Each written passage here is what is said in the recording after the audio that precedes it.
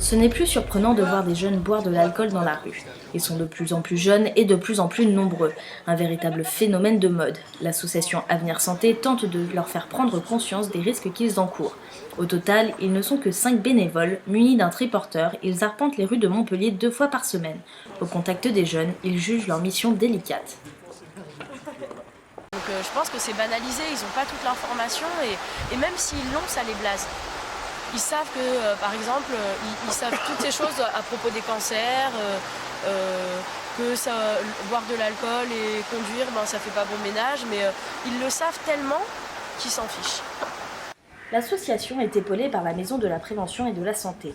Avec un seul mois de l'année dédié à l'alcool et aux addictions et quelques rencontres au café des parents, leurs actions paraissent limitées. Le public visé reste difficile à atteindre.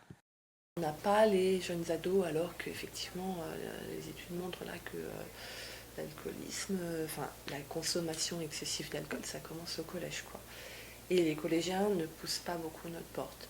Ça va être davantage des lycéens ou des étudiants qui vont venir. Quand on voit qu'aux urgences on reçoit tous les mois des jeunes de 12-13 ans qui sont fortement alcoolisés, c'est très inquiétant. Alors que la consommation d'alcool est en hausse, la mairie de Montpellier, qui mène une politique volontariste de prévention, avoue qu'il est difficile de l'empêcher. Pour Jacques Touchon, chargé de la prévention et de la santé à la mairie, il est trop facile pour les mineurs de se procurer de l'alcool. Cette drogue grave, dangereuse, est en vente libre. Quelle hypocrisie que l'État tire impôt sur cette vente. Il y a des tendances de la part de certains vendeurs d'alcool qui devraient être condamnés. C'est un acte criminel. Bien que prévenus, bon nombre d'épiceries de nuit continuent à vendre de l'alcool aux mineurs. Ils encourent une amende de 7 500 € pour cette infraction, une peine qui ne semble pas les décourager. On a bien remarqué en fait qu'il y a quand même des épiceries de nuit qui quand même continuent à vendre de l'alcool et ça sous nos yeux, on passe devant et ils vendent de l'alcool aux jeunes quand même.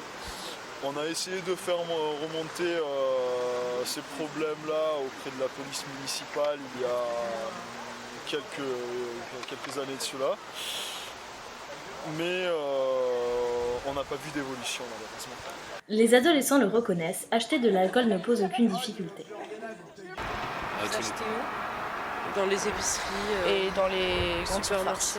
Est-ce qu'ils vous demandent vos cartes ? Jamais. Vous n'avez jamais demandé vos cartes ? On nous a demandé, mais en général, on dit qu'on les a pas et ils nous font vendre quand même. On achète quand même. Boire reste une pratique culturelle répandue en France. Ce phénomène de mode encourage les jeunes à consommer de plus en plus tôt.